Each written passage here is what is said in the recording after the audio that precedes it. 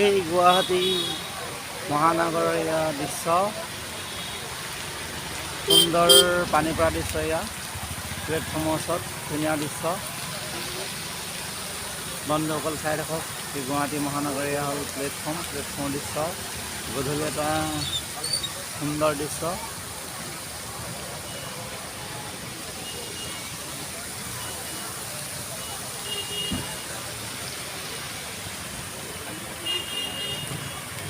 সুন্দৰকৈ পানী পৰি আছে, সুন্দৰ এটা পৰিৱেশ।